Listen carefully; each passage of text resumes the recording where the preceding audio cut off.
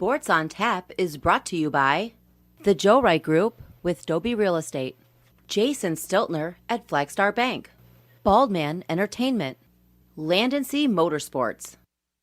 Buckle the fuck up. It's time to play the game. They are who we thought they were, and we let them off the hook. Time to play the game. You can't let that shit happen. You play to win the game.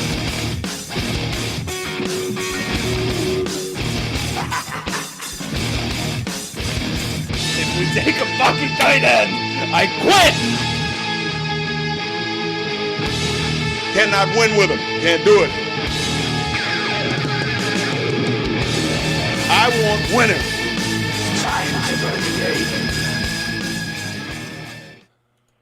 Welcome to Sports on Tap Game Day. I'm Chris Scott alongside Joe Waddell and Dan Yagnum. I got that right? You did. All right. Yeah, I was worried about that. No, you nailed it. You nailed it. I'm glad I did. Boys, how we doing this? How we doing this fine Sunday morning? It's a fine Sunday morning, man. Yeah. I look forward to Sunday mornings. It's your favorite day of the year. All throughout football season. It's my favorite. It's my favorite thing. Sunday mornings during football season, getting ready for the games, and then now you add in Sports on Tap Game Day. I like it. Yeah. And it's even better. Yeah. Great weekend. Great time of year. It's beautiful outside too. It is. Finally. Yeah, no doubt. I Not agree. decrepit. Yeah, right. It's not like gray and rainy. It seems like every time we do a show, it's like raining. It's like raining and gray. It's not like Seattle today. Yeah, so right. Yeah. Already a win. This is one of those beautiful Michigan days I hear so much about, but They happen a couple times a year. a couple times a year, especially this year. I mean, good lord. But Anyways, so let's get to what we're here to do. Let's we got get into these games. We got a full slate, Yeah. and there's 4 buys this week. Even though I think the Lions are opening as a 13.5-point underdog for their bye week, I believe. I think it's the only NFL team that can actually lose a bye week. Yeah, it's so the buys this week before we get going with the games They are still don't cover, by the way. Right? Exactly. They still don't Whichever way cover. you bet, they're totally going to screw you. Forget it. Yeah, so the buys this week are Detroit, Seattle, Tampa Bay, and Washington. Detroit, I don't think you're going to miss any players from, but that's Seattle, Tampa Bay, and Washington. You're going to miss at least a few out of all 3 of those teams. Yeah, Fantasy for sure. We're going to have to give you some fill-ins for that, and then during our fantasy aspect of this. But I think we should get rolling on the full slate. Yeah. Absolutely. So with that being said, let's start off with New England and Carolina. The spread is New England is laying 3.5, and the over/under is at 41.5. And with that 3.5, it looks like 73% of the money is on New England minus that 3.5. It's 62% of the money is on the over that 41.5, and 86% of the money is on New England money line is what it looks like. Mr. Better, Mr. Capper, Mr. Danny Wise picks. What do you got? Thank you for that intro, Joe. Much appreciated. By the way, especially look with at this game. SOTDET.com for Danny Wise picks every week. He has 4 of them up for you this week. He gave you an extra one just to be nice because he's that fucking nice of a guy. Nice. I appreciate that spin on it. There's also the fact that it's not anything I'm super crazy about this week, and especially with this game too. This is a funny one. Is Sam Darnold playing today? It's still up in the air, is what I heard. He still air. hasn't been cleared. He was in non-contacts, but he still hadn't been cleared from his concussion. No, and the way that he's been playing too, I don't know if it's that much of a difference if he rolls out there versus P.J. Walker. I mean, it's a little bit, but Yeah. I mean, he was drafted, first overall back in the day versus a XFL guy. So, you are going to have that difference there. But this is just not a game that I'm super interested in. I think that line is kind of sitting around that 3.5 for a reason. This is not an exciting game by any means. New England has shown us some things over the past few weeks to make you kind of like them in this match. And if I had to lean anyway, I would definitely take New England with the points. gotcha. I actually agree with that. Yeah, and I would lean that way as well. Giving up the what is there? Giving up 3.5. Yeah. I think some places it's 4 now. But with that being said, I think I would lean that way. I'm not super excited about this either way on the betting side either. Not sexy. Not a sexy game. Not sexy. No, getting into the fantasy aspect, there's a couple guys that really like in this game. CMC should be back, it seems Wanna like. hear, yes. CMC should be back, and I think, tell me if I'm wrong, but if he's in the lineup, I think you have to play him if he's on your fantasy squad. But first week back, don't expect much. I mean, they say he's going to be on a pitch count.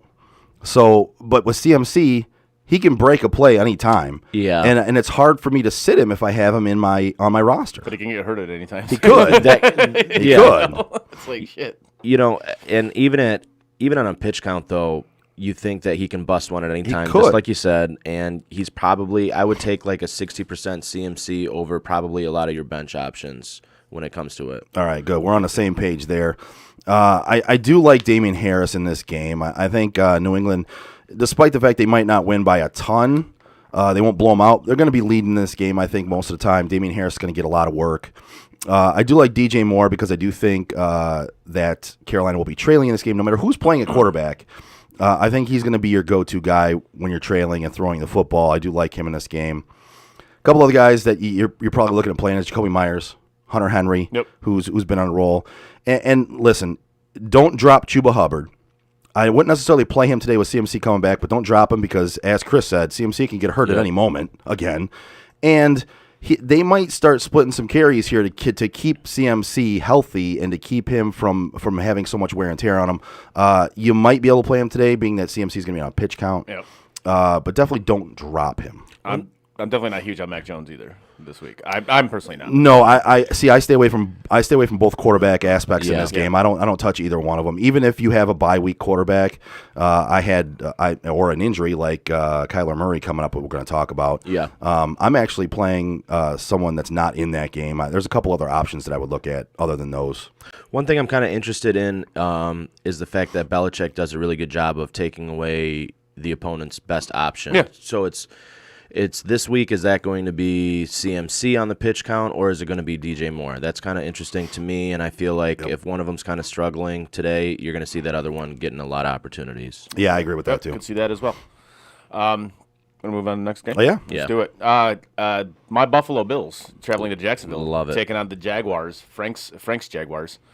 Buffalo is laying 14. One of Frank's teams. One of Frank's teams. Does he just love bad teams? He really does. I feel like every team he likes, besides like the Red Sox, are horrendous. Woof. Exactly. Buffalo is laying 14.5, and the over/under is set at 48.5. Yeah, it looks like 85% of the money is on Buffalo, giving up that 14.5. And it looks like it's pretty even with the over/under, with a little bit more money on the under on that 48.5. I don't necessarily agree with that. If I were to take this, I would take the over in this game. Buffalo can score 48 by themselves against Jacksonville. And then 99% of the money is on Buffalo money line, which doesn't, I mean, that's obvious. Yeah, So, yeah. Dan, what do you got, bud? The only thing that kind of keeps me off of this from a Buffalo hammer is the fact that the line has been pretty steady all week. I'm seeing that it opened at 10.5, but basically by Tuesday it was 14.5, and it's sat there all week. But on paper, you feel like Buffalo up to 17 should still be a slammer. I mean, who in their right mind would bet on Jacksonville right now? I mean, with the way that they've looked, they haven't shown you anything. Trevor Lawrence isn't doing them any favors. Granted, they're not doing him any favors. The way that Buffalo has been playing, the kind of points they've been putting up, I think if you do want to have action on this game, I think, like Joe said, I think it's going to be high scoring. Yeah. Maybe a little, same game teaser. You tease Buffalo down under 10. Yeah, I'd take that total down and then go over. Was just going to lead into that after you got done. Is this is one of those games where I would tease it down a little bit. I would take an alternate spread in this game, put it into a parlay. And I know, Dan, you talk about you stay away from the parlays. No, I hammer them and I just lose them all. In theory, I like to stay away from parlays. I feel your pain on that one. But I mean, in theory, I like to stay away from parlays. The one day I forgot exactly how you said it to me, but you're like, hey, bless you on those, but if you keep winning them, great, but I can't win them. I end up doing a lot of parlays where I tease down the bet a little bit. I tease down the line a little bit. I take the alternate spread, the alternate over under sometimes. And then this is one of those games where I would put it in one of those parlays with the alternate spread. This game makes a lot of sense to do that. I would do 9.5 on this alternate spread. Yep. Add it into a parlay. Now, if you just did that straight, you're not going to make much money off of it. But if you add it into a parlay with a few games, you're gonna get more bang for your buck there. And I do like the Bills by 10. Yep. So for me, I would bet this down to 9.5 in a spread on the spread in a parlay. And I might even add in the over-under because I really do like the over in this game. Like I said, Buffalo themselves can score 48 against Jacksonville. I love the over in this game. The only thing that would give me pause on the spread with Buffalo laying 14.5 is their issues in the red zone. This whole season, even going back to last year, they've had issues in the red zone, getting 6 instead of getting 3 instead of 6. However, that being said, Jacksonville's horrendous. Right. Give me the 14.5. Yep. I think Buffalo will cover that. Yeah, that's ballsy there, but they could. I mean, they could outscore this team by 25. I think this is a week we was talking about like getting right, and I think this is a week that they can finally get right, with their red zone issues. So well, and speaking of that, I think this is a week where listen, I have Josh Allen pegged as the number 1 quarterback this week. Yep. As far as projections go and rankings go. And Diggs is right up there as far as receivers. And then if you want to look at a low-cost receiver, maybe in DFS, and somebody that you can play in your lineups that'll get you some points, or has a good chance to get you points, is Emmanuel Sanders. He had no catches that last week? Sanders, but Cole Beasley has missed practices all week due to a rib injury, and he draws the questionable tag, which means even if he's in, he's going to be probably limited with a rib injury. Rib injuries are a little tougher to overcome, to play through, and I think that's kind of a double whammy for you if you're sitting on Emmanuel Sanders and you're coming off that disappointing match. Hey, he's obviously going to bounce back in some capacity, but missing some Cole Beasley on top of it. Yep, I think he's a good play this week. Yep, and Dawson Knox still is not back. He's actually been ruled out. And Emmanuel Sanders is a great contrarian play in DFS as well. If you want to play him in a tournament play, he's a guy that could end up going off and getting you a couple touchdowns. He's done it before, and he's going to be somebody that not a lot of people are going to pick to put in their tournament lineup. So I think I play everybody on that side of the ball. Yeah. I but for like Buffalo, everybody. yeah, I think even if you sprinkle in some Zach Moss in there, they're going to be leading this game. I think he could get you some points down the stretch there in garbage time as well. And on the other side of the ball, I do like I do like Dan Arnold a little bit. I like Jamal Agnew a little bit. They're going to have to throw the ball in this game. That's obvious. Buffalo's not easy to throw on though, so they're going to have a hard time doing it. I like a couple of these guys a little bit for that aspect of it. James Robinson's been banged up. Not even sure whether he's going to play or not. He carries a legit questionable tag going into this game. And Carlos Hyde could get, even if James Robinson plays, Carlos Hyde could get some of those carries to alleviate that a little bit. So I don't necessarily like anybody on the other side of the ball other than possibly Arnold, Agnew, maybe Marvin Jones as well. Just some of those guys that they could get some garbage time points. I think Agnew's a little sneaky if you're not looking for that home run, but if you just need some consistency from maybe your wide receiver 3 spot. He's had 7, 6, and 12 targets the last 3 weeks, resulting in 6, 5, and 6 catches. Yep. Only 1 touchdown over those 3 weeks and not a ton of yardage. But like I said, if you're looking PPR, I think he could do a lot worse this week than Jamal Agnew. Yeah, I mean, you kind of brought it up. Agnew's coming off a 12-target outing. Yeah. I mean, that's 12 targets. We always look huge. at opportunity, right? Right. And if you're getting double-digit opportunity, there's a place for you on my lineup every week. Absolutely. And he's running 77% of his routes out of the slot. He So took over that Chenault role, and Yep. Chenault didn't really do anything with his role for the first few weeks. So I don't blame Jacksonville for seeing what they have in Agnew right now. and he's proven they got something there. The guy can ball a little bit. Is this another ex-Lion? Yeah. Yeah, of course. Yeah. Shocker. Yes. Shocker. Yep. Like it. Next up, we got Atlanta taking on New Orleans. Atlanta is getting 6.5, and the over/under is set at 42.5. Yeah, and it looks like it's pretty much dead nuts even across the board. Yep. When it comes to money on the spread here. And then it's you got about 67% of the money on the over 42.5. And then 80% of the money is on New Orleans to actually win the game outright, money line. Dan, I think this was one of your picks this week. This was. So lead it off, bud. Yeah, nothing too crazy. I think I took this one for 2 units for the Atlanta side of the ball. My only hesitancy is I think it opened at 5.5. I'm seeing 7 this morning, so you are seeing a lot of that New Orleans money coming in. However, I think a lot of that is public money. New Orleans is always a public team that people get really obsessed with. Yep. And I think that you have that narrative, coming off of their huge win against Tampa, which, don't get me wrong, that was a massive win. You have Trevor Siemian come in. Trevor Siemian. And he looked competent. He didn't have to do a whole lot. And, you have that drama with Atlanta. Now Ridley's gone. Who they're going to throw to. New Orleans does tend to own Atlanta in this matchup, but I just think that the way that the public perception has been going with New Orleans, with the fact that Atlanta is getting zero respect coming into this game, I just think getting close to a touchdown in a divisional matchup with New Orleans coming off that huge win, give me the points. Give me Atlanta. I agree with you there. This is one of your picks I agree with you on.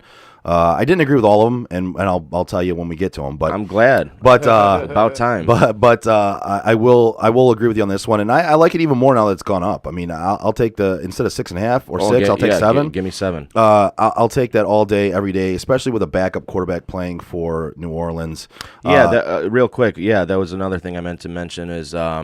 They were talking about Taysom Hill coming in all week, and now they're saying that they're going to roll Trevor Siemian out again. And I think that anytime you have a backup quarterback coming into a game, mid-game, you have that that extra spark, that adrenaline going. When you have all week prepping as that number one guy, shit changes, man. Oh, yeah, for sure. It's an entirely different game. Absolutely.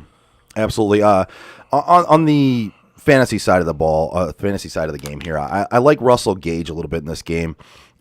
He runs out of the slot, and that slot matchup against Chauncey Gardner-Johnson is really soft on paper. And Chris Godwin posted last week, 8 for 140 and a touchdown on 12 targets out of the slot against him. So I really do like that matchup. And when you look at it, Cordero Patterson and Kyle Pitts are I think are must plays for that Atlanta offense. Missing Ridley. those targets.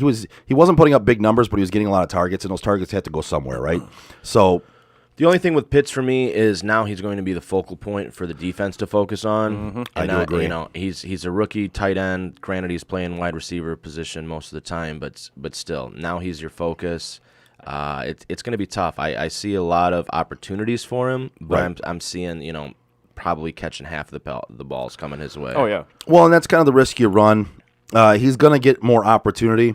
You're right. He's going to be the focal point now. He's going to be a guy that they're going to try to take away as opposed to trying to take away Calvin Ridley, and I absolutely agree with that. I think you have to, if you drafted him, I think he's probably your best option on your team at this point. So you're hoping that the added uptick in targets leads to more points. Maybe he can bust, or maybe there's busted coverage. Maybe he can bust a route.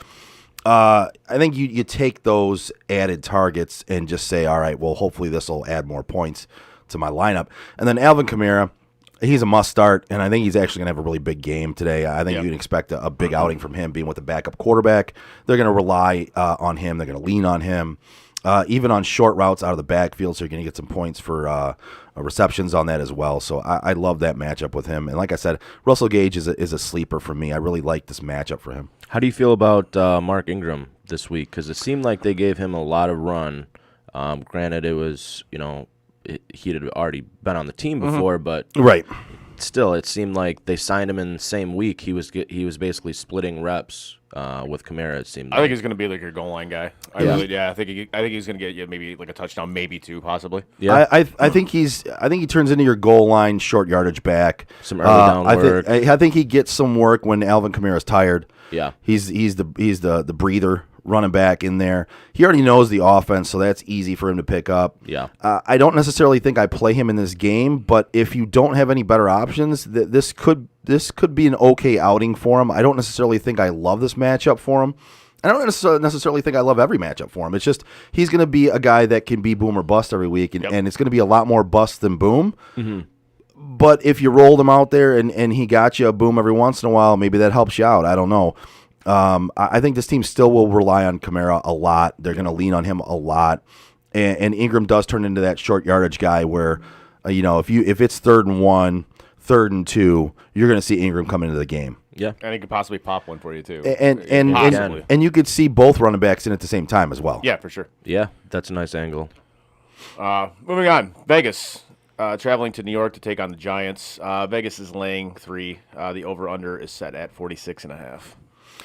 Yeah, so you're seeing 70% of the money come in on Vegas minus that 3. I completely disagree with that. I will get to that in a second. Over-under is pretty even split at 46.5. You got 54% of the money on the over in that one, and then 79% of the money is on Vegas to win outright. Dan, before we get to you and your betting and your capping, I just want to throw this one out there for me. This is a game I feel really, really strongly about personally. I love the Giants in this game, getting that 3 points. If you want to tease it up a little bit and put an altered spread on there, get more than that 3. I like it even more. But they have a chance to win this game outright. You got Las Vegas coming off losing their coach. Coming off a tragedy that involves one of their wide receivers. They're traveling cross country to travel to New York. They're playing a 1:00 game, which is 10 a.m. their time. And then you got to mention daylight savings time that right. kicks in too. So I mean, like, forgot about that one. I absolutely love the Giants. Right? I love the Giants in this game getting those points, and if you tease it up over 3, I love it even more. I might even sprinkle them in money line in a couple of parlays this week. I actually love the Giants in this game at home with a traveling team from across the country dealing with problems. I think the only thing I would touch in this game is the under. I would take the under in this game, 100%. I look at the Giants offense and I'm like, well, you have a guy who looks like he's never played quarterback in his life. And like for the reasons you just stated with the Raiders, traveling across country and the tragedy and all that other stuff, I don't see it. And the Giants' defense is not horrible. No, it's so. I would if I was to pick anything in this game, it would definitely be the under. Joe, tell me how you really feel about this game. It seems I love the Giants. I can tell. My goodness, I Listen, sometimes a game just sticks out as you feel very strongly about it one way or the other, and this one just kind of stood out to me. I'm like, listen, I love that. We have a thing for like shit teams that just stick out to us. I think, right. Me with the Eagles. You took the Eagles again this week, and we'll get to that. Fuck, I did. I forgot about that. We'll get to that. Shit. That's one of the ones I disagree with you on. I agree with all the angles you said. Those were great bullet points. Those are all the same things I would have said about the Giants. I find myself on Giants more weeks often than not. I think their offense is a little underrated, and even though Captain turnover. Yeah. Even with captain turnover, listen, they still perform well sometimes. I mean, they go out there and they look like world beaters some days. And they've, obviously you're missing Barkley, but I think Booker has stepped in and done a decent job. And even though the receiver room has been decimated all year, it's kind of a next man up kind of a thing, and they just kind of filled that slot. Did you guys see the Ruggs video, by the way? Like that car, like Holy shit. I was shook a little bit watching that. That was crazy. Yeah. And I feel bad for the guy. I hope he finds some solace. I hope he gets, a lot of jail time too. Yep. And feels remorse, and I agree with you. I think you've echoed the sentiments that I have for it, and we won't touch too much on it, but so many people are just so, fuck him, hope he dies, and all this stuff. And like, listen, man, what happened is tragic, and what he did is horrible. Right. It's awful, and he made some horrible decisions. Unfortunately, under the influence of alcohol and other substances that can lead to not making decisions that are smart, especially at the age of 22. And I just hope and pray that there's some good to come out of this whole situation on both sides of this. Yeah. It's a horrible situation. It just sucks, yeah. I don't wish death on the guy like a lot of people. No, that's but he's gonna serve his time. Yep. And I hope he learns from this, man. It basically has ended two lives at this point, because his life is almost done. And it's a horrible, horrible thing. You just hope that, it doesn't always happen, but sometimes these people, they, I don't know if you find God or whatever, but you find purpose in life, and, you maybe go do speeches or do, something that kind of helps make up for, some of the decisions you made. But just tying back into the betting, I think just Vegas has been so much drama filled for the last month, and this is just icing on the cake that nobody could project. I don't see how you can be on Vegas laying points on the road on 1 o'clock.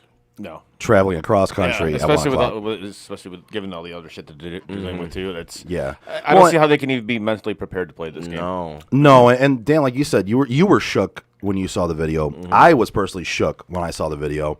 It was horrific.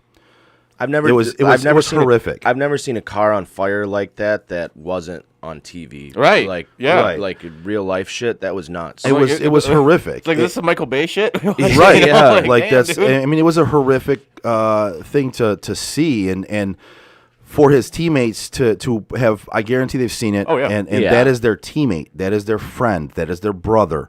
That's got to shake them as well, and that to me, just if we're looking at the betting aspect of it, and you're going to you're going to New York. It's not like this is a game you feel like you really got to get fired up for at the same time. So it just makes it even harder to be on Vegas. Yeah, and so I'm just going to quickly touch on a few aspects of the fantasy. I do really like Darren Waller in this game. I think they're going to have to throw. This is a game where I do like Daniel Jones. I believe he's going to come through in this game. The Las Vegas defense can be had with the pass. I like Booker. Jacobs I like in this game. I do like Kadarius Toney in this game. We actually picked him up in one of our leagues. Had to. Yeah, had to. But, listen, I actually like him in this game. I think it's a good matchup for him. And he has proven that he can be that go-to receiver. I think this game ends up being a little bit of a shootout, truthfully. I lean towards the over in this game, unlike Chris. Sorry, Chris. I think this could be a game where it's not going to be a great game, but it's not going to be a great game on the side of it's going to be a lot of points scored, a lot of mistakes on defense. I think there's going to be a little bit of a shootout aspect here. So a couple of deep throws, Bryan Edwards, Evan Ingram, Hunter Renfrow, even Derek Carr if you have some buys or you have an injury at quarterback. I think you could play a lot of these guys and feel okay about that matchup today with points being scored. Yeah. I dig it. So, all right, moving on. Moving on. Minnesota. traveling to Baltimore. Minnesota. Minnesota is laying or getting 6. Sorry, they're getting 6, and the over/under is set at 50.5. Yeah. So 71% of the money is on Baltimore, minus that 6 and minus that 6. Sorry. 50.5. 71% of the money is on the over. 92% of the money is money line Baltimore. Dan, this is also one of your games. Why don't you take this one away? Oh, yeah. I'm a sucker for this one, too. I'm on Minnesota this week. Minnesota.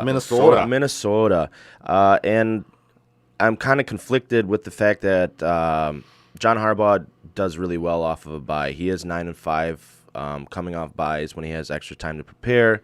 That being said, he is only 1-3 off a bye with Lamar Jackson as his quarterback. They are missing 2 offensive linemen this week. And this just kind of feels like one of those games that Minnesota shouldn't have any business hanging around in, that they do, and I think they will. Another thing I looked at, too, Kirk Cousins kind of sucks when he has time, but when he's getting pressured, he actually is one of the best in the league. Oddly enough. Which is amazing. It makes no sense because when you watch him play, it looks like that would be the exact opposite of what you would expect. Exactly. But he actually does really well against the blitz. I just think this is a lot of points. I think Baltimore plays down to their competition quite a bit, too. You've seen that in the Colts game. You've seen it with the Detroit game. Detroit. So I think, it's not quite 7. Maybe if you're looking to tease or you're looking to parlay something, you get it to the 7.5 number, so you're covered there. I absolutely agree with that. But I still, if you're just to take it straight, I like Minnesota with the points today. I wholeheartedly agree with you on this one, and I see this game being very close. I see a lot of points being scored, but I see it being a close game. Yeah. Here's a 3-4 point game to me. So I agree with that. With 6, I feel like that's a little extra. And I truly feel like Minnesota could actually win this game. It's very possible to win this game for them. And this is just a little something that I'll add in here. The Vikings-Ravens is always been sort of a cataclysmic event for Minnesota. They're 3-3 all time. Nice use of the word cataclysmic. Yeah, well done, sir. Wow. On Sunday right? morning. Damn, wow. dude. Listen, man. Okay. I bust out the large words on Sunday morning. Cataclysmic. So Did that come from the Netflix movie you watched yesterday or something? No, it didn't. But Is that word? I'm just word curious. of the day toilet paper? Yeah, it's on my word of the day calendar at home. I ripped the page right before I left the house. I only have a cat calendar, so I don't know how it works. But Well, they should have cataclysmic on there then. oh wow, walked right into that one. Walked right into that one.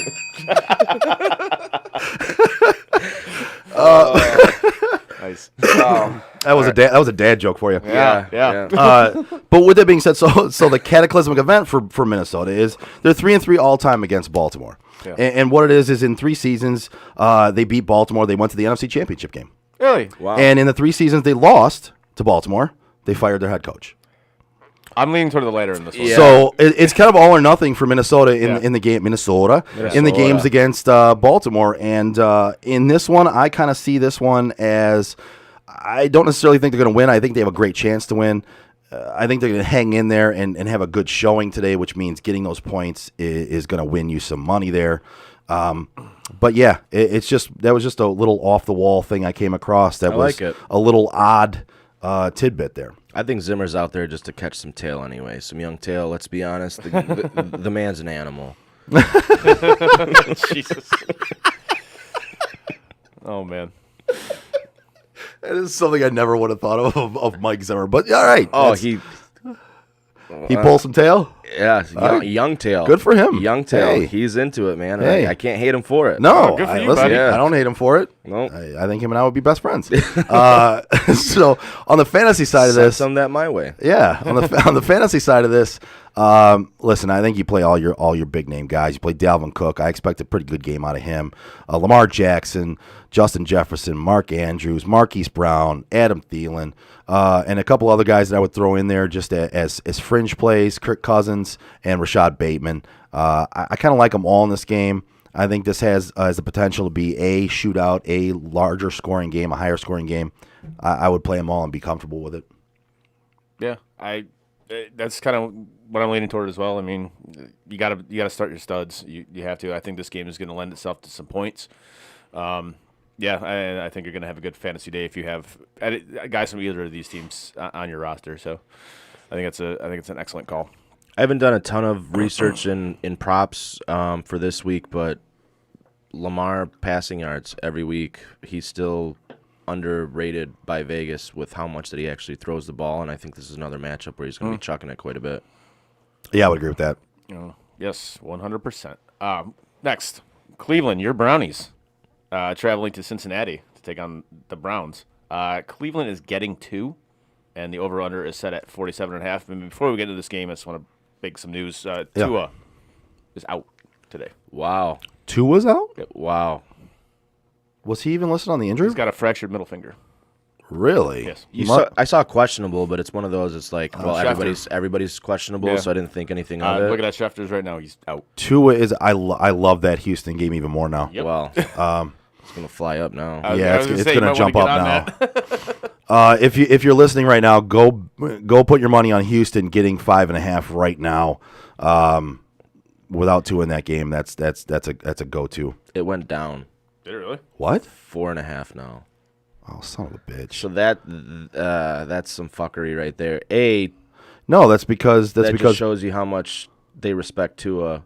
no, of course it went down because now Houston's going to get less points. They were getting 5.5. Now they're getting 4.5. I got 4 in mine. Yeah. It's 4 now. Yep. They went down to 4 on yours. Yeah, that's why because Yeah. Tua's out.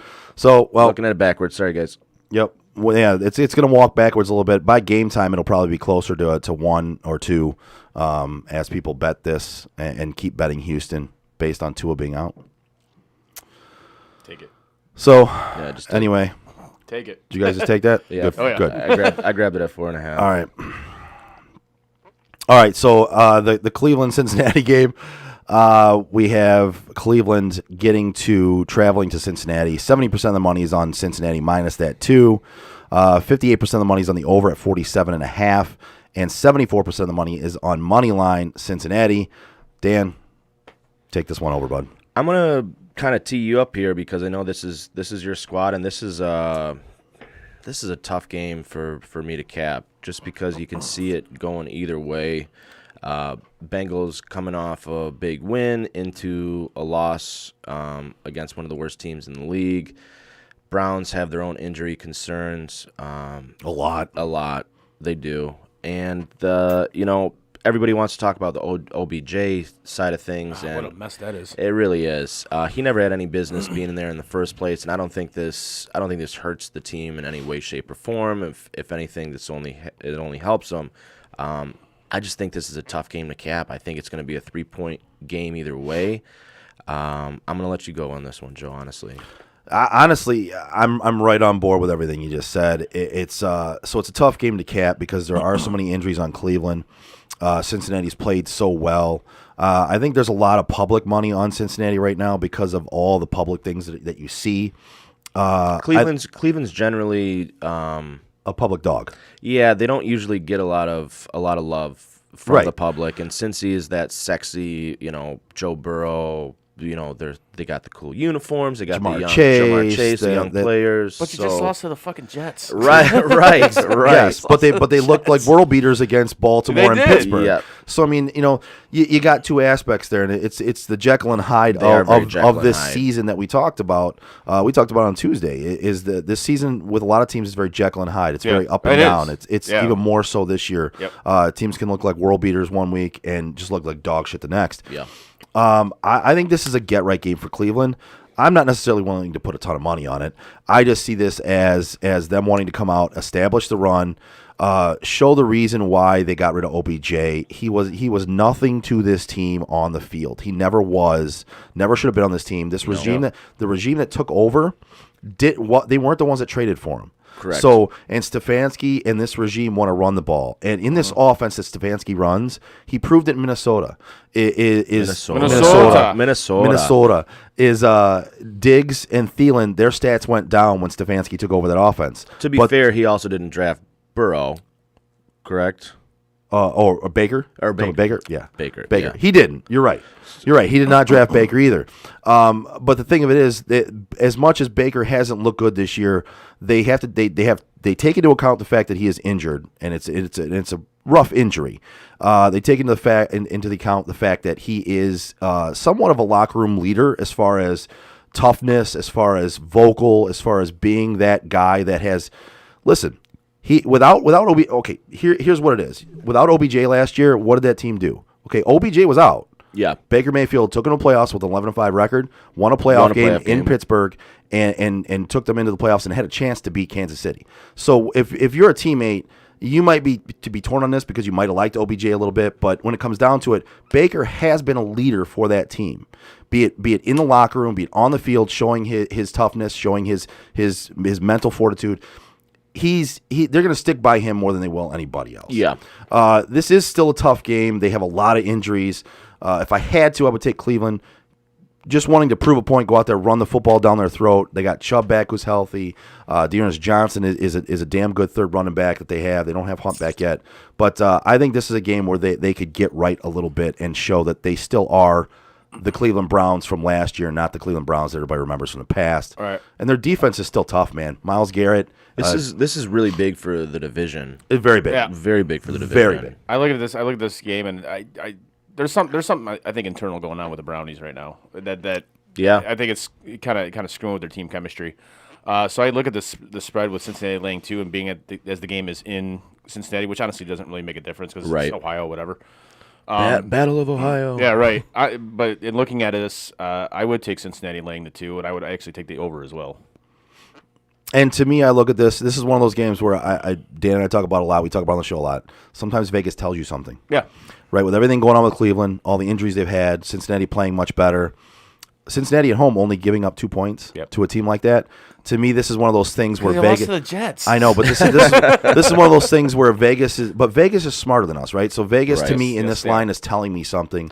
Well, I don't know if they're smarter. I think we just live in a simulation, so they already know the outcome. Oh, okay. Yeah. Well, All right. that's a story for another day. The old Matrix thing. Yeah. Yeah. Dan, I still Dan, have. please don't show you're crazy on our show. Sorry, my bad. I still. I do have a chip to win the division. I took Cleveland before the season started. And I think this is one that they kind of have to have today. Yeah. They do. They absolutely have to have this one. They do. As far as the fantasy aspect of this game, love Nick Chubb in this game. Joe Burrow, Joe Mixon, Jamar Chase. I do like Jarvis Landry in this game. I don't necessarily like Mayfield, but I think Landry gets a lot of the targets from him today. I think this will be a high-scoring game, Chris. You said you like the over. I do. I do agree with that. I think it will be a higher-scoring game. Cleveland's defense has been good in some outings, but look like fucking dog shit in other outings, like the Chargers game. So this could be a back-and-forth game as far as offense goes. Really, those are kind of the only guys I really like in this game, though. Like, there's not even really some fringe guys I could tell you to play. Maybe Uzama if you're looking for a tight end this week. Maybe. I don't necessarily like the matchup. But, yeah, the big names, I can expect a decent day out of them. Other than that, not much on the fringe. Right. I'm with you on that one. Next up, Denver traveling to Dallas to take on the Cowboys. Cowboys. Apparently they are them boys. You know, they're 6-1. Yeah. They are. Denver is getting 10, and the over-under is at 49.5. And Yeah. I believe Dak is playing, correct? Dak is playing. Okay. CeeDee Lamb is questionable, like a genuine questionable in this game. It looks like 73% of the money is on Dallas minus that 10. It looks like it's dead nuts even on that over-under of 49.5. Yep. And then I think this is wrong, but it says 100% of the money is on Dallas money line. But I think that's more like, probably 98% or something like that. I doubt it's 100%, but Dan?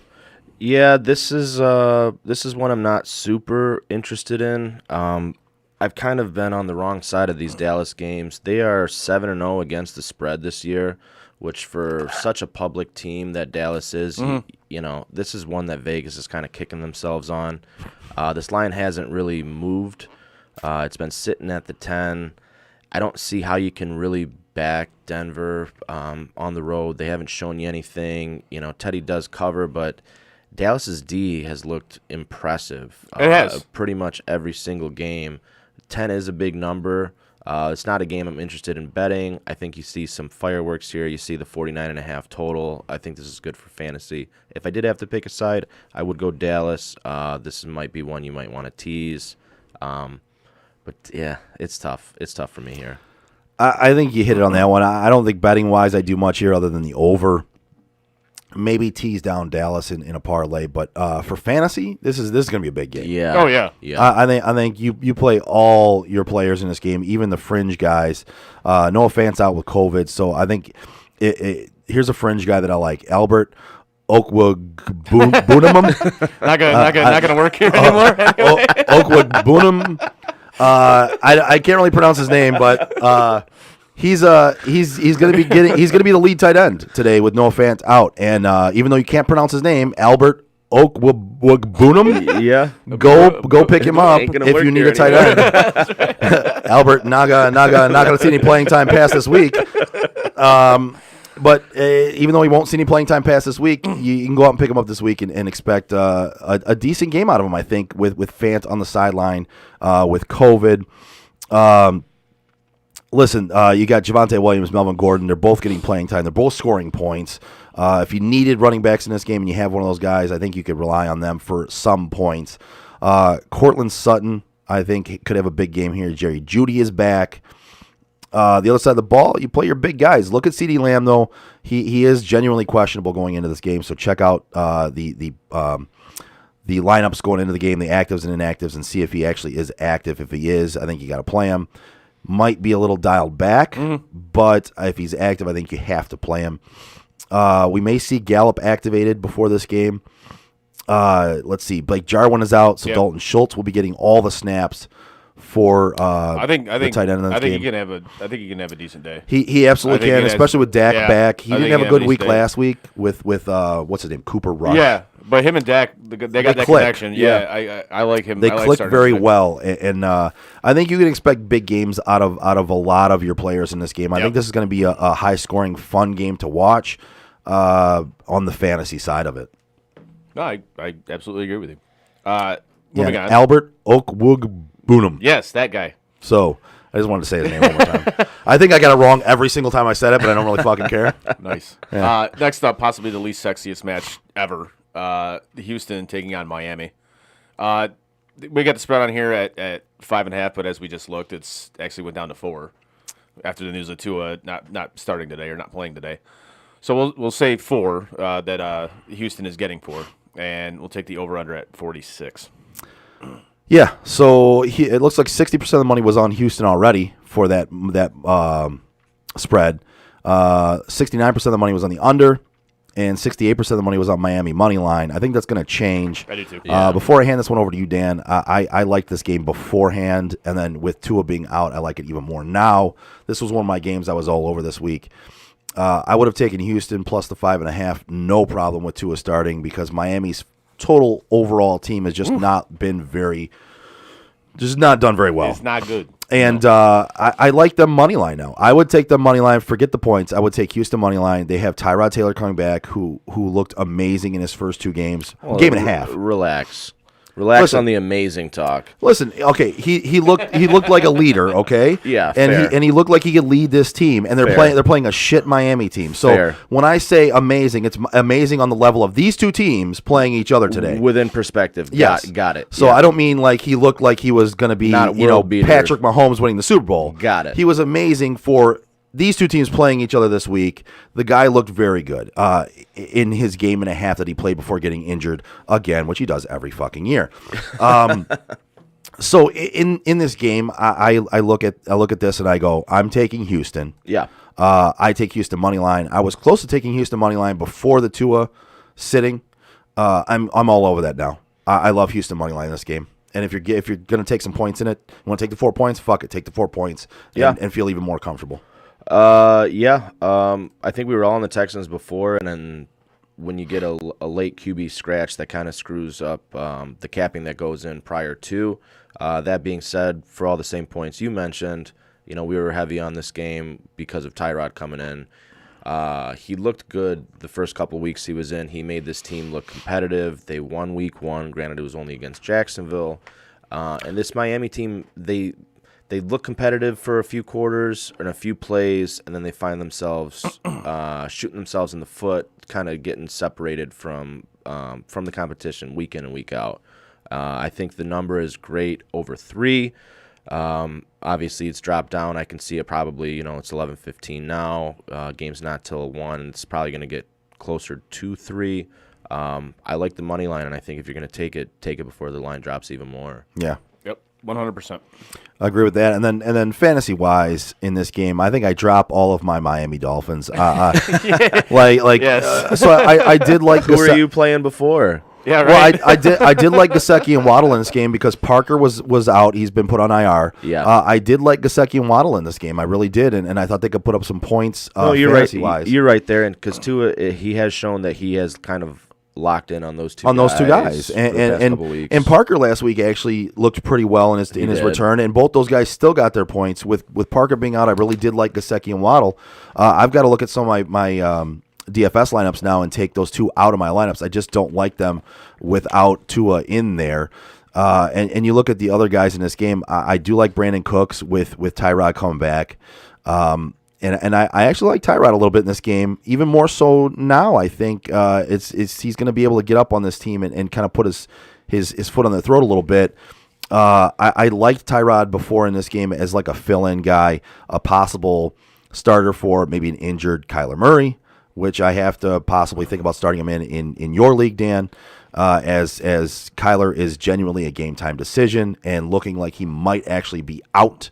And then you also have some bye quarterbacks that you might look at Tyrod as filling in that bye week starter for you. Yeah. Nice. Next up, the Chargers traveling across the country to play the Eagles. The Chargers are laying 1. And the over-under is at 49.5. Yeah, so it looks like 82% of the money is... I would not touch this game with a 10-foot pole. Dan would. It looks like 82% of the money is on... He would, and he did. Looks like 82% of the money is on the Chargers minus the 1 in this game, which it was 1.5, actually. And then over 49.5, it looks like 61% of the money's on that, and 91% of the money is on Chargers money line. Dan, this is one of your picks this week. This is... because I'm a masochist, and I love to take the Eagles for some reason. And this one's even harder for me because I don't find myself having favorite teams. I do love the Bills, and I love the Chargers too. So these are like the only 2 teams I really root for. I find myself week after week. But that being said, I'm just following the money here. The sharp money has come in on Philly pretty much all week. This is one that people look at and they're like, why wouldn't the Chargers be favored by at least 3 here in Philly? Their defense has looked really good except for the run D, and that's something that I think the Eagles started figuring out here in the last 2 weeks. Granted, playing the lines will do that for you. Yeah, that's always a good get right spot. That's a good elixir. That'll help. It fixes it. Playing the Lions helps you figure out a lot of things on your offense. Yes, it does. When Jalen Hurts only needs to throw for 125 yards and you put up 44 points, something obviously was working, and that was the run game. You saw Boston Scott got a lot of the early down work, scored 2 touchdowns. Jordan Howard 2 touchdowns. And I think we said this earlier in the season is we didn't understand why with Miles Sanders they just weren't running the ball, and it would open up things even more for their quarterback, who they need to open things up for. And finally against Detroit, and again it's Detroit, but they ran the ball. It actually started the game before that, like 3rd, 4th quarter, and it kind of rolled into the Lions game. So hopefully they do they continue it. But like you said, look how different that team looks after they actually run the ball. And it opens things up for Jalen Hurts to throw the ball. They want him to be the focal point of the offense. I understand that, but you got to run the ball in order to make play action work. And if you just play action when you never run the ball, the play action doesn't actually work. The defense knows you're going to throw the ball, so the play action doesn't stop anybody. It doesn't hold those linebackers in, so you can get those receivers over top of them. And if you want Jalen Hurts to be able to work, you got to get some running in there. You got to get some play action in there. Yeah, and if they can get up early here running the ball, they can kind of control tempo. You saw last week or 2 weeks ago, Chargers, even though they did control most of that game against New England, they still found a way to lose. They haven't looked impressive over this past month, and this is just another one. Like I said, I'm following the money. Sharps are on Eagles. Granted, they have been for most of the season, kind of why I've been betting them a lot, and kind of bit me in the ass. But this just feels like one where, Eagles might get it done in a sloppy game that they really have no business winning. Well, you were on the Eagles last week, and it paid off. It did. So, Yeah. but again, can't play the Lions every week. Lions, correct. This is one where I don't. It's not that I disagree with you, but I just wouldn't touch this game. This one's a tough one for me. I would stay away from it. I love the Eagles myself, as we've talked about. I'm a Jalen Hurts guy. I hate their head coach, Nick Sirianni. Yes, you do. He's just a fucking jackass. Yes, you do. But when it comes down to it, Chris, I think you've heard that before. Oh, he's, at Tuesday, it's that guy and Adam Nagy. Yes. which I know is not his real name, Yes. but fuck him, I'm calling him Adam Nagy. Which we'll get to him, and, too. and along with the clown that coaches the Lions. But Yes. so Captain Kneecaps, baby. Los Angeles has not looked well in the last few games. They're another Jekyll and Hyde team, and it's just tough for me to pick against them against the Eagles, which is a poorly coached team when it comes down to it. And I have trouble trusting that Philadelphia will continue to run the ball because I just don't trust that coaching staff. And this is a weird line for me anyway. I know the line itself with Vegas putting this line out. The Vegas is telling me to take the Eagles. Truthfully, I just have trouble doing it. And it's not that I disagree with you on this. I'm just not as willing to jump in on the same life raft as you are. Hey, listen, I fully expect them to have every opportunity to win this game and then do Eagles things and not win the game. But Right. we'll I see. do love the over in this game, truthfully. I think both these teams can score a bunch of points. You need Mike Williams to do something here. He hasn't shown shit in the last month. No, he fell off the fucking planet. He really did. Granted, he's been getting a lot of that, that number one DB coverage. Yeah, because nobody respects Keenan Allen as much as they used to, so that's true. Right, and and obviously he's running a lot of those shorter routes. You're playing, 5 to 10 yards off the line of scrimmage, Yep. but you do need to see him start getting a little bit more involved because when he was involved, they were just rolling on offense. Yeah. Yep. In this game, fantasy-wise, I think you trot out Herbert and Hurts, and you look for big games from both those guys. And Eckler, Keenan Allen, Dallas Goedert, Boston Scott, who, again, still sounds like a caller into a Boston radio It show. does. It is Boston Scott. Hey, Boston Scott here. First-time caller, long-time listener. The Sox suck. I think I would expect a little more out of Mike Williams today. They have to get him involved in order for them to have a shot at winning this game. They have to get him involved. Some deeper dart throws, Kenneth Gainwell, good old Kenny Gainwell, who is kind of shows up every once in a while and then disappears. And then everyone thought he would be the guy after Miles Sanders went down, and it turned out to be Boston Scott. And then Devontae Smith. They need a big game out of him if they're gonna beat the Chargers in this game. So look for him as well. Well said, Joe. Well said. Next up, Green Bay traveling to Kansas City to take on the Chiefs. Green Bay getting 7, and the over/under is set at 48. Yeah, I think this started out at 1, Yeah. and then once Aaron Rodgers was ruled out with COVID, it went to 7. It looks like 57% of the money is on Green Bay getting that 7.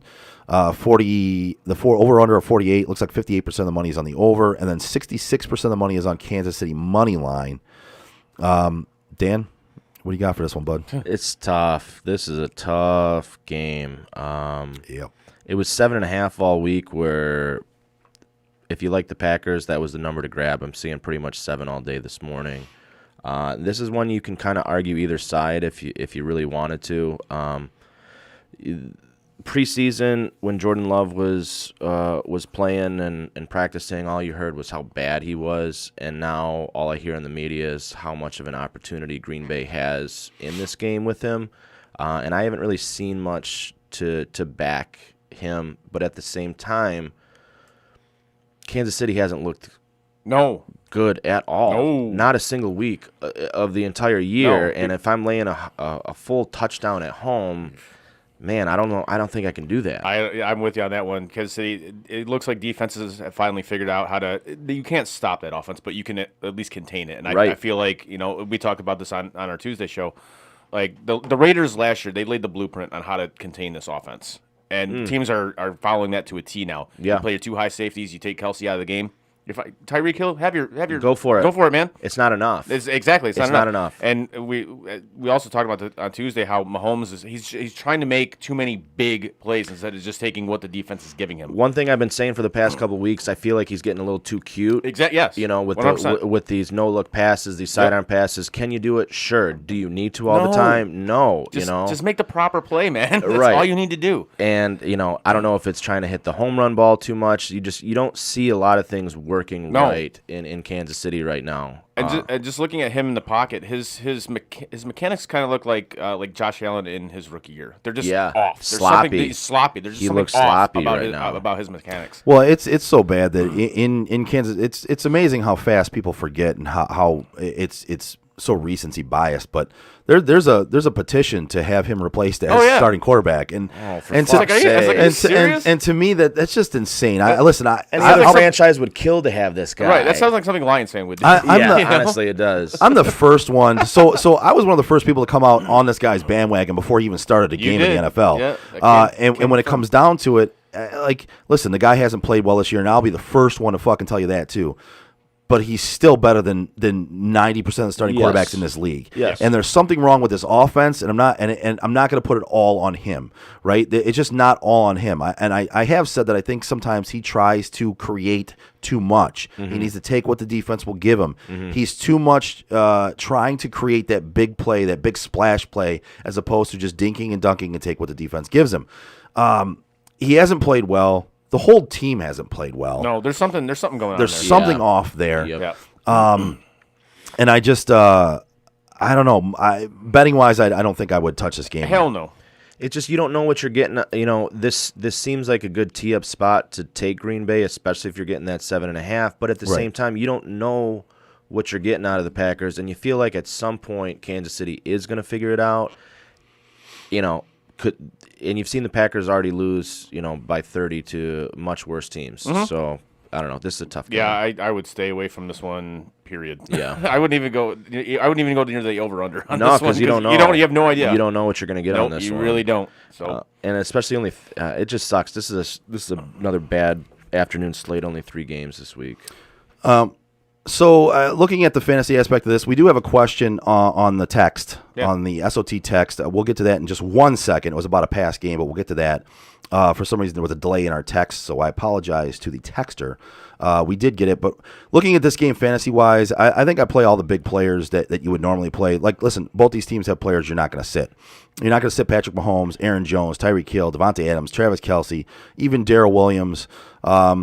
I think this game has a chance for some guys on the outside, on the outliers, like A.J. Dillon, Mecole Hardman, even Derek Gore, who saw some time last week, splitting time with Darrell Williams. That was interesting. I wasn't really sure where that came from. I don't think anybody was, but he looked damn good, and maybe that's where it came from. Maybe Andy Reid saw him look so good in practice that he said, "You know what, fuck it, we're gonna put him in there," and he looked really well. He did. And I think Darrell Williams is just a jag. That's the term, right? Just a guy.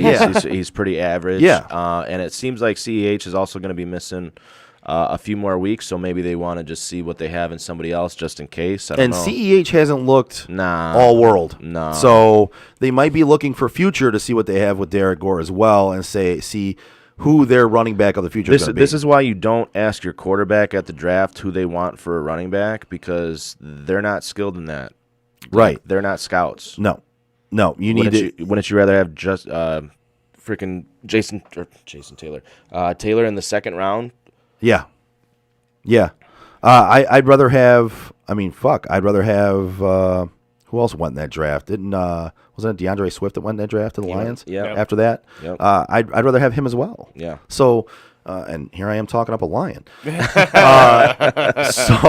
we do have a ticket text. It says, make it a habit. Yeah, believe me, I won't. Did you say a ticket text? Wow. And I did say that. He did. An SOT text. I don't know why I said that. Unbelievable. We have an SOT text. Wow. That was, Wow. I didn't even realize I said that. We have an SOT text. Came out pretty natural. It did, too. It really did. It did. We have an SOT text. It says, "Hey boys, Fuller here, longtime listener, first time texter. Appreciate it. Wanted to see what prop you like for the Bills-Jags game. Looking to pound it since I'll be in attendance. Oh, nice. Love the show. Good for you, buddy. Kind of jealous. Appreciate right now, it. Not gonna lie. I like that. So that, you know what? I honestly haven't looked at any prop bets for that game. Dan, you look a little bit more of the stuff than I do. Yeah. Have you seen anything? It's a good question. I haven't really looked too much today, but I will. I always like some anytime to score bets. Yeah. Those are always a little fun. Gives you some action. You don't necessarily need all the yardage or all the Right. receptions, anything like that. Just a touchdown to get it for you. I think I do. I would look at. I already said I liked Emmanuel Sanders in this game with Cole Beasley banged up, and obviously Diggs being the number one. I would take Emmanuel Sanders on the over on his yards, truthfully, and I would actually take him as an anytime scorer. Yep. I really like Emmanuel Sanders in this game. I think if you take over in the yards, because it's probably going to be anywhere in the 45 to 53 range, I would say, if you're looking at it right now, you can tell me, Dan. I'm guessing that on over yards for Emmanuel Sanders, but I would take him over yards, and I would take him anytime touchdown as well. I like him in this game. I would take Josh Allen over 286.5 yards. That's what I got on FanDuel right Passing? now. Yep, 100%. I like that. It's at 288.5 on MGM. All right. So I think that over is the right idea. Yep. I got Emmanuel Sanders at 53.5. I like Fucking nailed it. fucking Look at that. nailed it, dude. That's sharp. That really is. Fuck yeah. Yeah, I would take that all day. And I'm seeing him anytime to score too. I could see him getting in the end zone plus 140. Jamal Agnew plus 350 and Dan Arnold plus 400. I think are all nice dart throws today to score. Nice. Yeah, and actually, I would probably like to jump on Dan Arnold's over and pass in receiving yards. Yeah. I think that probably hits in this game as well. I think he's been a pretty consistent part of that offense, and I think that's going to continue. Yep. Nice. Dig it. Next up, Arizona traveling to San Francisco, Santa Clara, technically. Arizona's getting 3.5. The over-under is set at 45. All right. Let's see. So I don't like this game one bit. yeah, it's a tough one. Honestly, I'm kind of on the side of San Francisco in this game. The line has moved a little bit since I was on them, but it's because of the fact that both DeAndre Hopkins and Kyler Murray are both legit questionable to play in this game. And Kyler's probably not going to play. And honestly, it's looking like DeAndre Hopkins isn't either. Yeah. 62% of the money is on Arizona plus 3.5, which that will change. Over/under is 45, and it looks like 61% of the money is on that. 75% of the money is on Arizona to win. Money line, that will change. That all will change when the actives come out for this game, which I believe both Kyler and DeAndre will both be out in this game.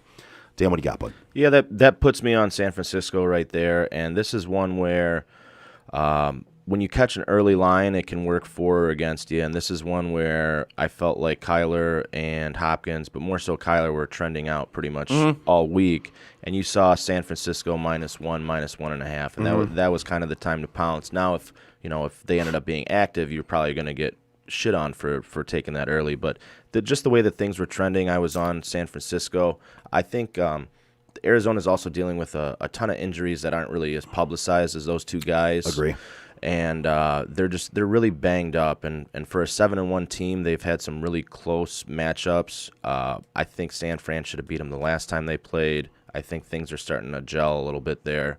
And this is just a spot where I think Cardinals aren't going to bring it all without Hopkins, without Kyler. It's going to be tough to show up there, and this is a game that San Francisco could really use. Yeah, and it's so it looks like basically it's two teams headed in the opposite direction. So Yeah. you've got Arizona, who is trending with a lot of injuries that are happening. AJ Green's got COVID. DeAndre Hopkins is highly questionable to play in this game, along with Kyler Murray. And then on the opposite side of the ball, you have George Kittle making his way back. You have Jeff Wilson making his way back. You have Elijah Mitchell, who was banged up but is expected to play.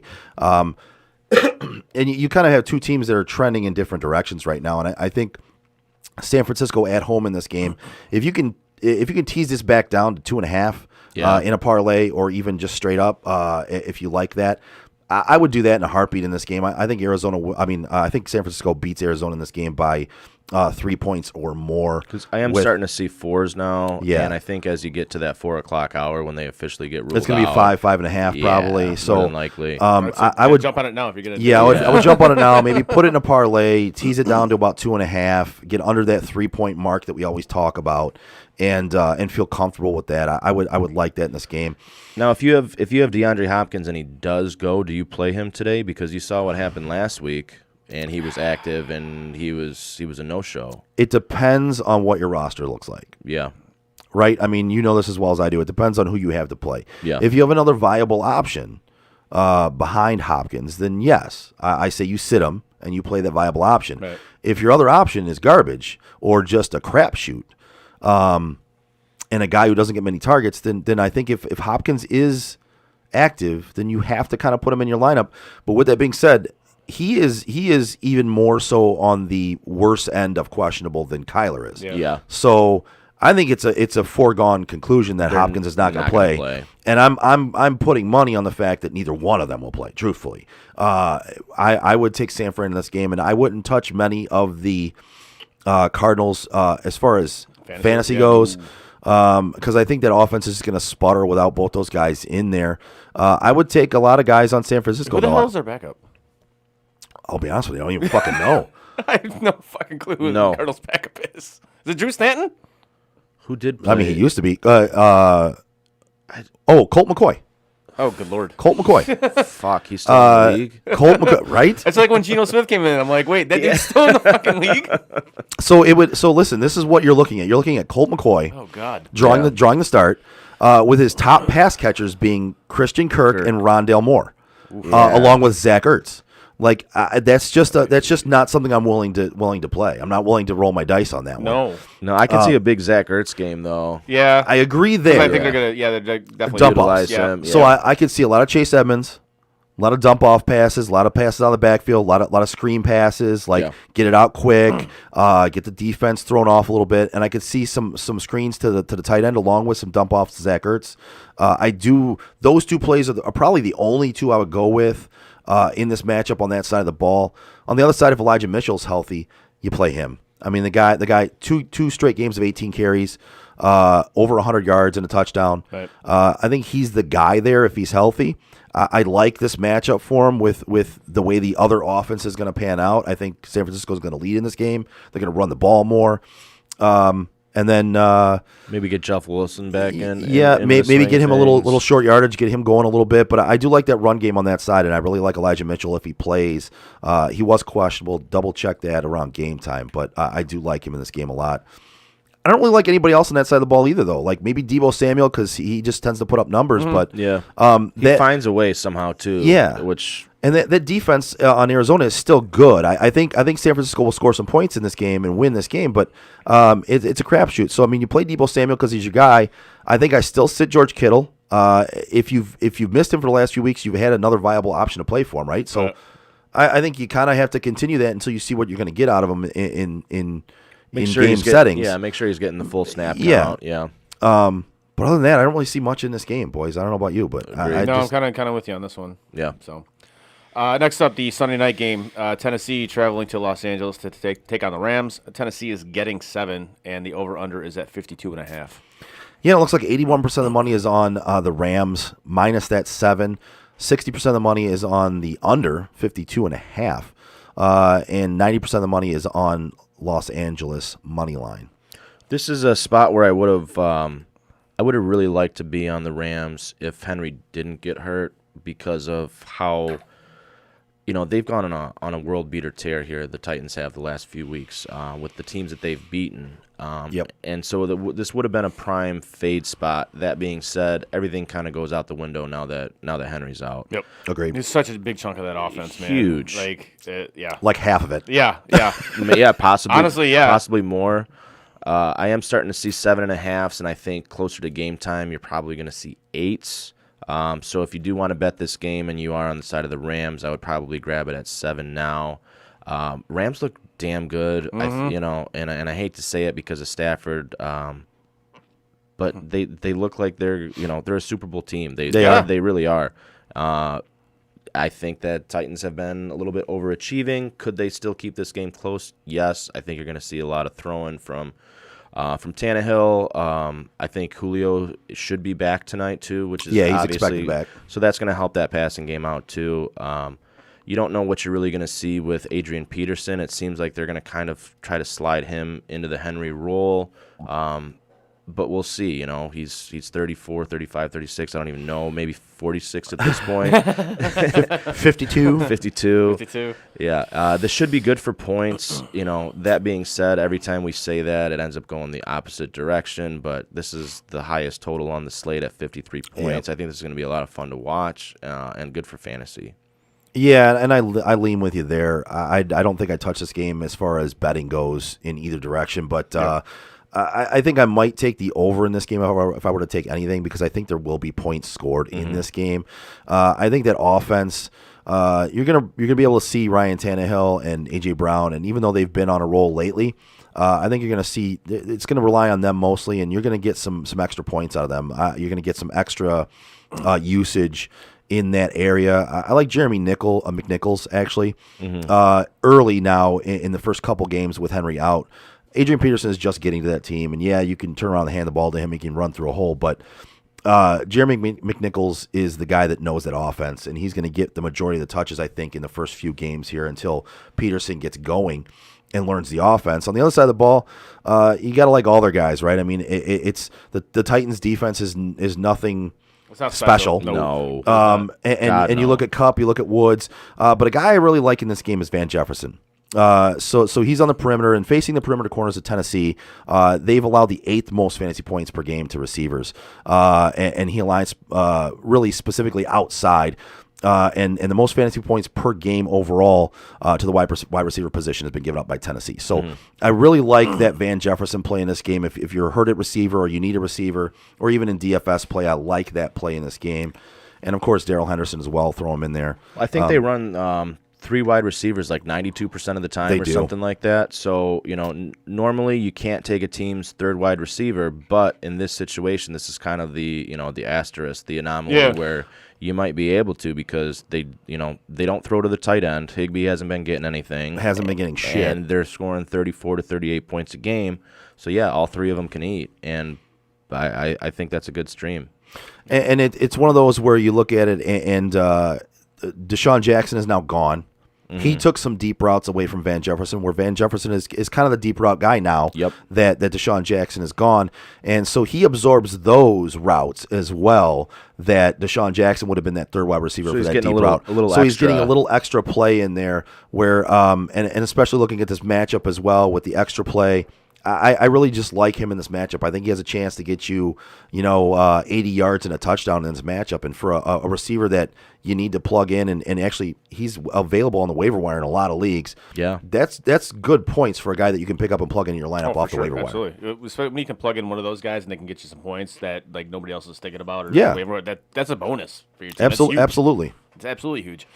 Before we move on to the Monday night game, I don't know if this affects any of your betting aspects of this game, the Ravens and Vikings, but Vikings starting safety Harrison Smith is out today for COVID. That fucks us. Wow. So we're fucked this week. We can't pick. He wasn't even questionable going into the. Well, it's COVID. Motherfucker. Cool. Yeah, we're fucked there. Thanks, Chris. Yeah, sorry guys. Shit. That being said, Monday Night Football, the Bears travel to Pittsburgh to take on the Steelers. Chicago is getting 6.5, and the over/under is at 39. Fuck. So go from one shitty situation to another shitty situation. Oh man, it's just typical NFL scheduling, just bad games in prime time. Yeah. Joe gets to watch his boy. Yeah. In prime So, time.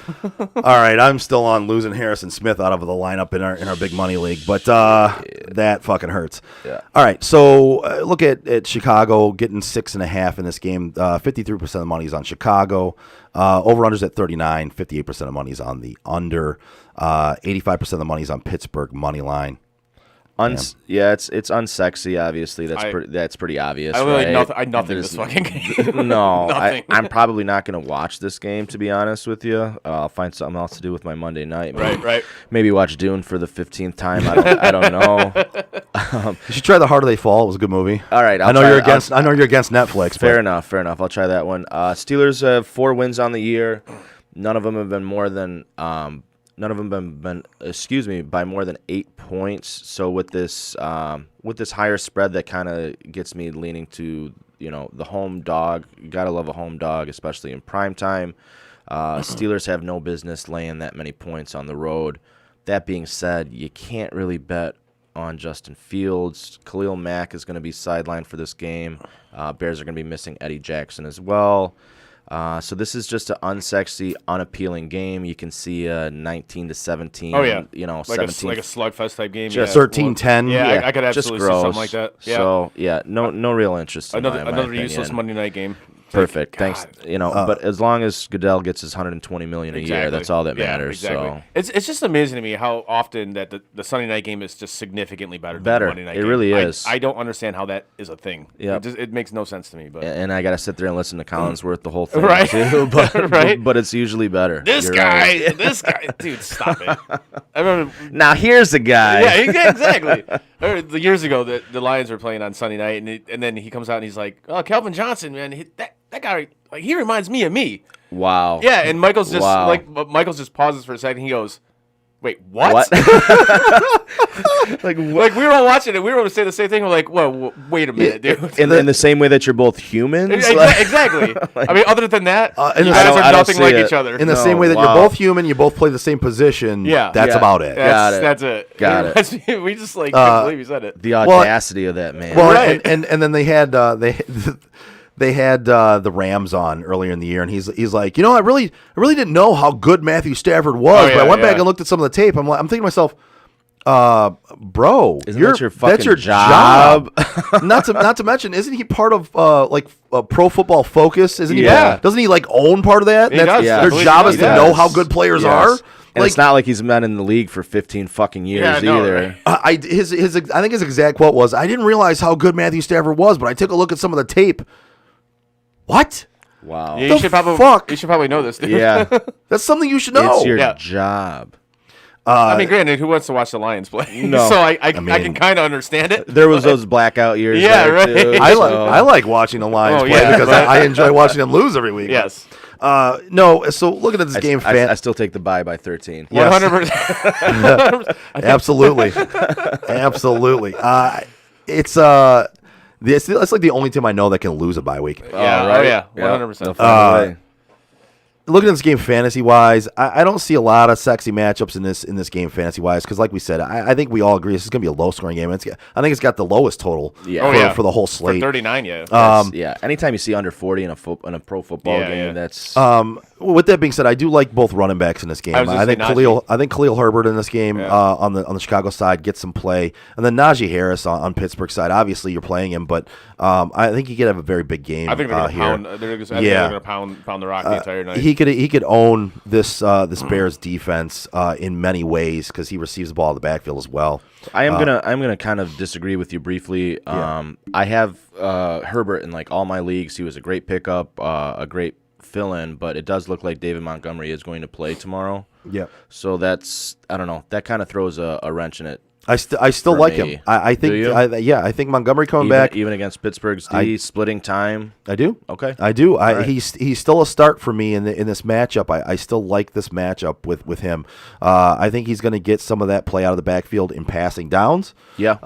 And Now, if he he's- slides into more of that, that check down role, I would like him even more because, as we know, a reception is going to be more valuable to a running back than a carry. Yeah, and that's kind of where I see this going as David Montgomery gets worked back in. One, I think they're going to work him back in. He's not going to Yeah. automatically take a bunch of carries. Sure. I think he's going to be slowly worked back in. So I think Khalil Herbert gets a little more run here towards the start of him coming back.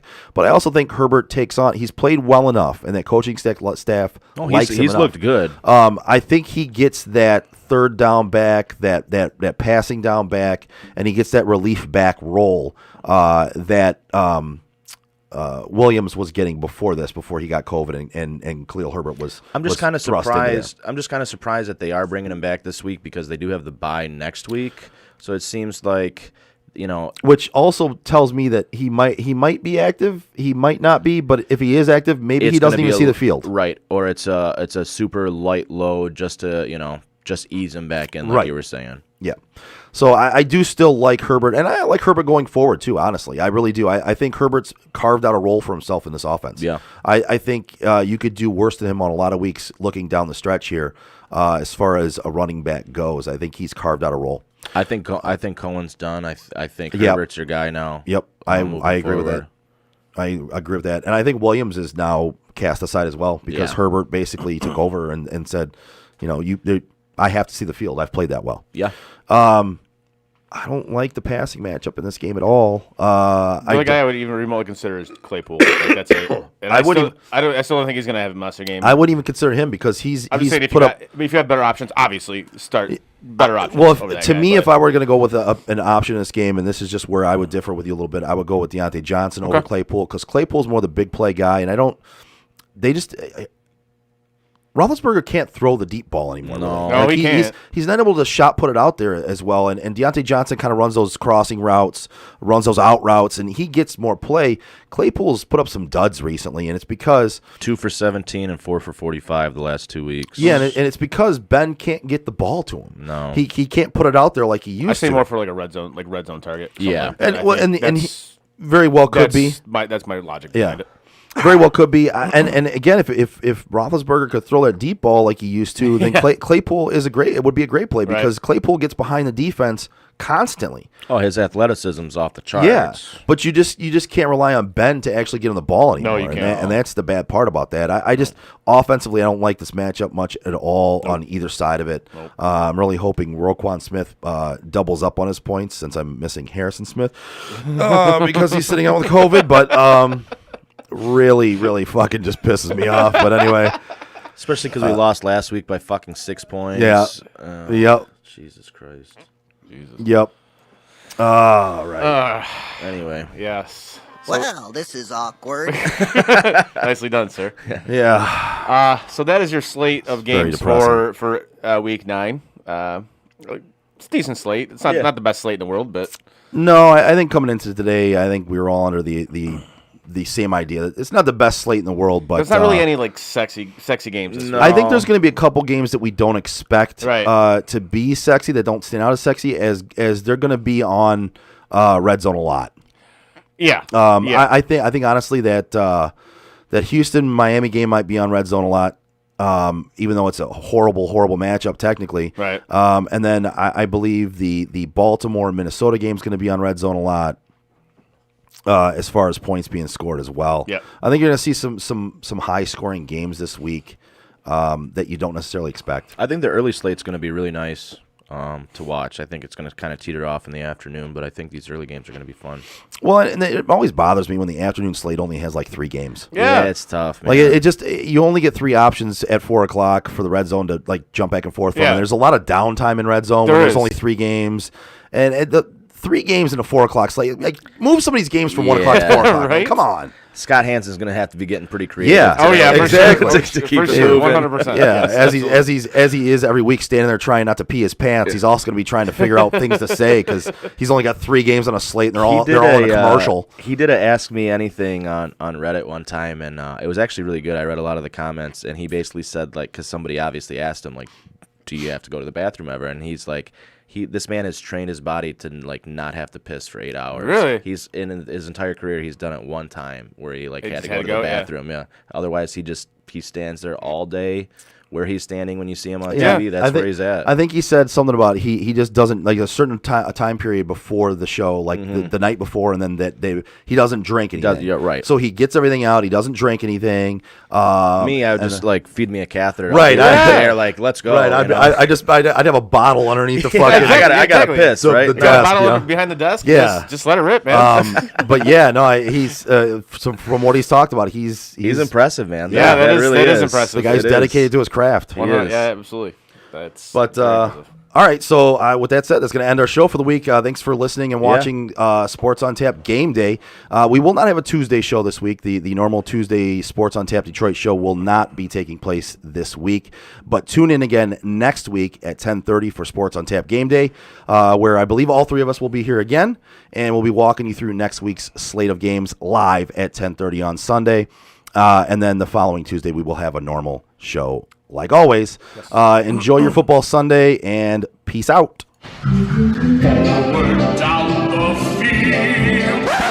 Fuck this shit, I'm out. Fuck this shit, I'm out. No thanks. Don't mind me.